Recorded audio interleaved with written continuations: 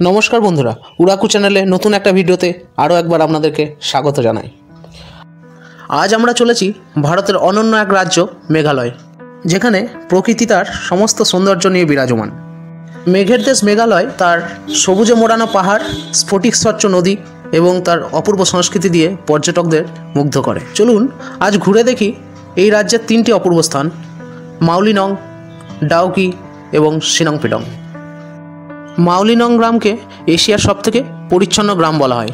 এখানকার প্রধান আকর্ষণ লিভিং রুট ব্রিজ, যা প্রকৃতির সাথে মানুষের সহাবস্থানের এক অনন্য নিদর্শন। পার্কিং এরিয়া থেকে মাত্র 5 থেকে 7 মিনিট পায়ে হাঁটা পথ পেরিয়ে আপনি এসে যেতে পারেন এরকম একটা সুন্দর লিভিং রুট ব্রিজে।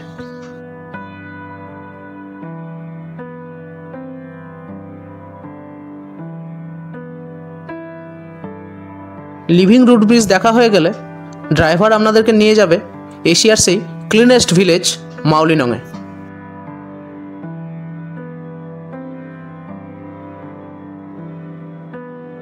গ্রামের শুরুতেই পার্কিং এরিয়াতেই থাকবে একটা ফুড কর্নার।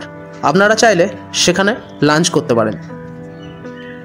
এখানে গিয়েই দেখা মিলবে কলসি উদ্ভিদ অথবা মাংসাশী উদ্ভিদের। চলুন এবার গ্রামটা ঘুরে দেখায়। গ্রামের রাস্তাঘাট অপূর্ব সুন্দর, পরিষ্কার পরিচ্ছন্ন।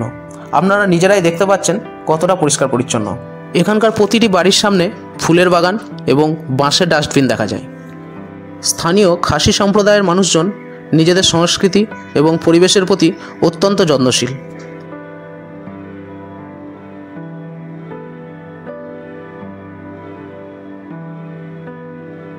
প্রাকৃতিক সৌন্দর্যে ভরপুর এই গ্রামে দেখতে পাওয়া যাবে সুন্দর একটি খেলার মাঠ।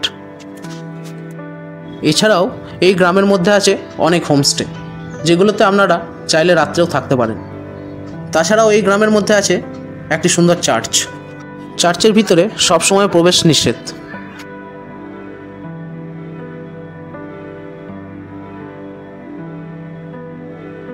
এই গ্রামেই পাবেন স্কাই ভিউ পয়েন্ট, যেখান থেকে আপনারা বাংলাদেশের সীমান্ত পুরোপুরি দেখতে পাবেন।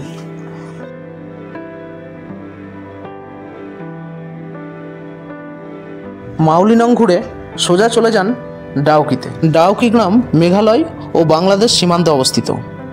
এখানে রয়েছে উমগড নদী। মাউলিনং থেকে ডাউকির ডিস্টেন্স 35 কিলোমিটার। রাস্তার দুধারে অনেক সুপারি বাগান দেখতে পাবেন। রাস্তার দুপাশে সারি সারি গাছ এবং পাহাড়ি ফুলের বাহার অনেক চোখে পড়বে।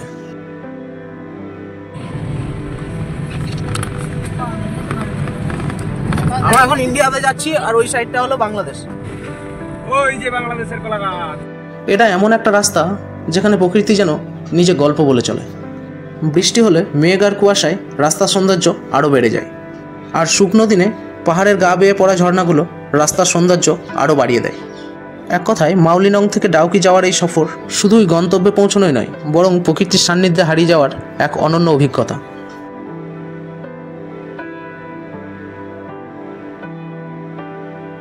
পার্কিং এরিয়া থেকে সুপারি বাগানের রাস্তা বেয়ে আপনারা সোজা হেঁটে চলে যান উমগড নদীর দিকে। রাস্তার দুধারে পর্যটকদের জন্য অনেক খাবারের দোকান। উমগড নদীর ধারেই কাঠের নৌকাগুলি পর্যটকদের জন্য সারিবদ্ধভাবে অপেক্ষা করছে। তবে বোটিংয়ের জন্য পার বোটে আপনাদেরকে 800 টাকা করে পে করতে হবে, এবং ক্যাপাসিটি শুধুমাত্র 3 জন। আমরা 6 জন মিলে গেছিলাম, তাই আমরা 2টো বোট ভাড়া করেছিলাম। 2টো বোটে আমরা 3 জন করে ভাগ করে বোটিং করেছিলাম। নৌকা একটু এগোলেই নদীর স্বচ্ছ জল আপনার মন জয় করে নেবে। জল এতটাই পরিষ্কার, মনে হবে যেন নৌকা আকাশে ভাসছে, এবং নিচের পাথরগুলি যেন হাত বাড়ালেই ছোঁয়া যাবে। ছবি বা ভিডিও করতে চাইলে নৌকার মাঝিরা নৌকা ধীরে ধীরে চালান, যাতে আপনারা প্রকৃতির সৌন্দর্য ভালোভাবে এনজয় করতে পারেন।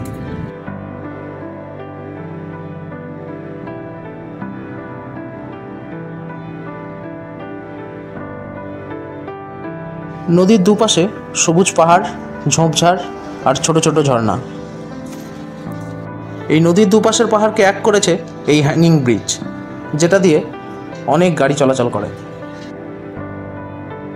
নদীর বুকে মাঝির বৈঠার শব্দ আর বাতাসের মৃদু সুরের মধ্যে কখন যে নিজেকে হারিয়ে ফেলবেন নিজেও বুঝতে পারবেন না। কখনো কখনো স্থানীয় পাখির ডাক এবং নদীর হালকা ঢেউ মনকে অনেক প্রশান্তি দিচ্ছিল। উমগড় নদীতে মাছ ধরার জন্য কোনো অনুমতির প্রয়োজন হয় না, তবে আপনি যদি ধরতে চান তাহলে স্থানীয় প্রশাসনের সাথে একবার কথা বলে নেওয়াই উচিত। এই নদীতে বেশ কিছু সুইট ওয়াটার ফিশ দেখা যায়। ক্যাটফিশ, মাহসির এবং ছোট দেশি মাছ এখানে প্রচুর পরিমাণে পাওয়া যায়। যদিও আকারে তারা মাঝারি, তবে বেশ কিছু বড় বড় মাছও মাঝে মধ্যে পাওয়া যায়।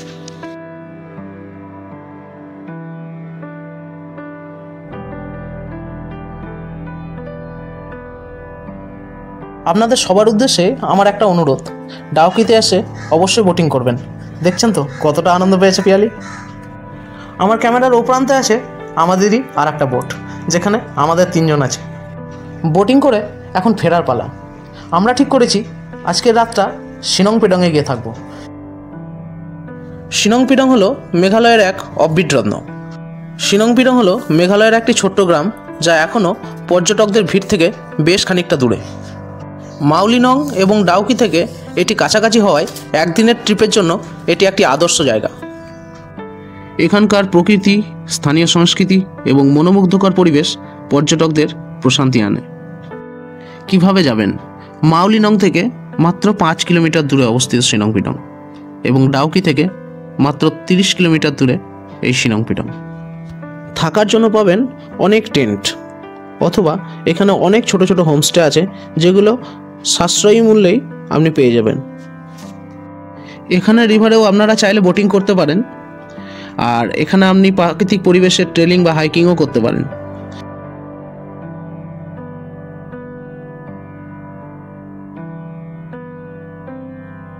এই শিলং পিডংয়ে আছে একটা লম্বা হ্যাঙ্গিং ব্রিজ, যে ব্রিজের উপরে আপনার হেঁটে যাওয়া আসা করতে সত্যি খুব ভালো লাগবে।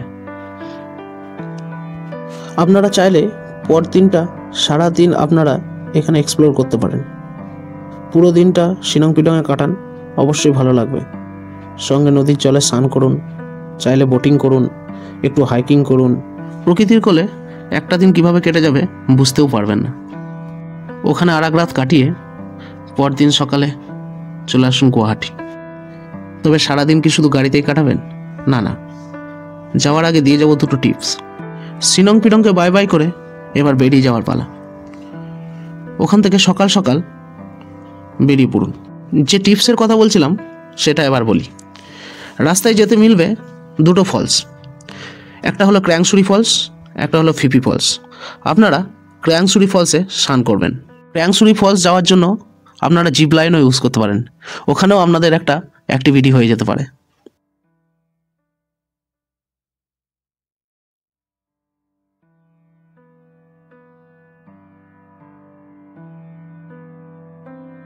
মোটামুটি 500 থেকে 700 মিটার পথ হেঁটে আপনি পৌঁছে যাবেন ক্র্যাংসুরি ফলসে। যাতায়াতের রাস্তা যেমন ভিডিওতে দেখছেন ঠিক এরকমই, পুরো রাস্তাটাই এরকম পাথর দিয়ে বাঁধানো। প্রায় 500-700 মিটার পথ অতিক্রম করার পর আমরা এসে পৌঁছলাম ক্র্যাংসুরি ওয়াটারফলসের এন্ট্রি পয়েন্টে। এখানে এন্ট্রি পয়েন্টে টিকিট কাটতে হবে। এন্ট্রি ফিস প্রাপ্তবয়স্কদের জন্য 50 টাকা এবং বাচ্চাদের 30 টাকা। চলুন দেখে নেওয়া যাক ফলসটাকে। কেমন নীলচে ক্লিয়ার জল দেখেছেন? এই জলে স্নান করতে পারেন, সম্পূর্ণ নিরাপদ, তবে লাইফ জ্যাকেট মাস্ট। 100 টাকা করে ভাড়া দিয়ে এখানে লাইফ জ্যাকেট পাবেন। লাইফ জ্যাকেট পরে আপনারা এখানে স্নান করতে পারেন। স্নান সেরে পার্কিং এরিয়াতেই হোটেল পেয়ে যাবেন, সেখানে লাঞ্চটা সেরে নেবেন। লাঞ্চ সারা হয়ে গেলে গাড়িতে উঠে বসুন। ড্রাইভার আপনাদের নিয়ে যাবে ফিফি ফলসে। ফিফি ফলস যাওয়ার জন্য আপনাদেরকে মোটামুটি 1.5 থেকে 2 কিলোমিটার হাঁটতে হবে। এটা একটা অফবিট ফলস, কিন্তু অপূর্ব সুন্দর। তবে পার্কিং এরিয়া থেকেই কাছে একটা বড় ক্যানাল আছে, সেটা পেরিয়ে আপনাদেরকে ওপারে গিয়ে ফিফি ফলসের জন্য হাঁটতে হবে। নৌকাতে পারাপারের জন্য আসা যাওয়া মিলে জন প্রতি 100 টাকা করে নেবে। তুলনামূলকভাবে নৌকার ভাড়াটা একটু বেশিই ছিল। যাই হোক, এত দূর থেকে গেছি এত খরচা করে, তো কিছু টাকার জন্য ওইটা অধরা থেকে যাবে, এটা মেনে নিতে পারলাম না। তাই এগিয়ে গেলাম ফিফি ফলসের উদ্দেশ্যে। এই যে সমতল ভূমিটা দেখছেন, এই সমতল ভূমি হয়ে এরকম সোজা রাস্তা আছে, মোটামুটি 1 থেকে 1.5 কিলোমিটার হাঁটা পথ।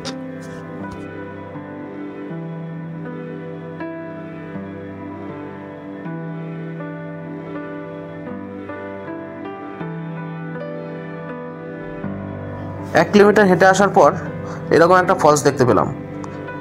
মনে করবেন না এটাই ফিফি ফলস।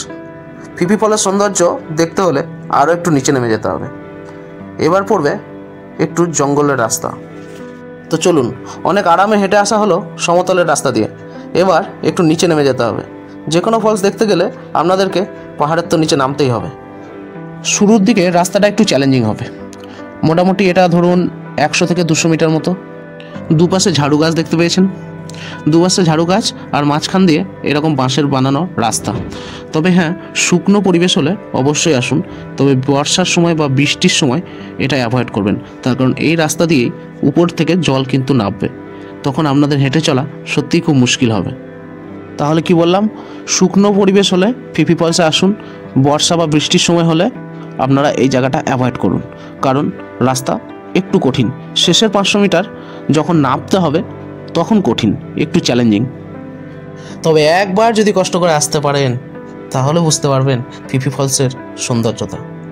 আমরা মেঘালয়ে যতগুলো ফলস দেখেছিলাম সবার থেকে উচ্চতম হলো এটা। আজকে ফিরে আপনারা চাইলে কামাখ্যাতে নাইট স্টে করতে পারেন। পরদিন সকালে কামাখ্যা মায়ের মন্দিরে পুজো দিয়ে সারাদিনটা কামাখ্যাতে কাটিয়ে সন্ধ্যাবেলায় ট্রেন ধরে বাড়ি ফিরতে পারেন। যদি আপনারা ঠিক করে থাকেন যে আজকে ট্রেনে উঠবেন তাহলে ফিফি ফলসে কম টাইম নেবেন, আর যদি ভাবেন যে কামাখ্যাতে নাইট স্টে করবেন তাহলে যেমন খুশি তেমনভাবে দিনটাকে ইউটিলাইজ করুন, তারপর রাত্রিবেলা পৌঁছে যান কামাখ্যা হোটেলে। আমি হোটেলের নাম্বার ডেসক্রিপশন বক্সে দিয়ে দেবো, যাতে আপনারা সারাদিন ভালোভাবে ঘুরতে পারেন বিনা চিন্তায়। যাই হোক, আজকের ভিডিও এটুকুই। দেখা হবে পরবর্তী ভিডিওতে। যদি আমার এই ভিডিও ভালো লেগে থাকে তাহলে অবশ্যই লাইক, কমেন্ট এবং শেয়ার করতে ভুলবেন না। সেই সঙ্গে নতুন ভিডিওর আপডেট পেতে এই চ্যানেলটিকে সাবস্ক্রাইব করে বেল আইকনটি অবশ্যই মারবেন। ভালো থাকুন, সুস্থ থাকুন, দেখতে থাকুন ওরাকু।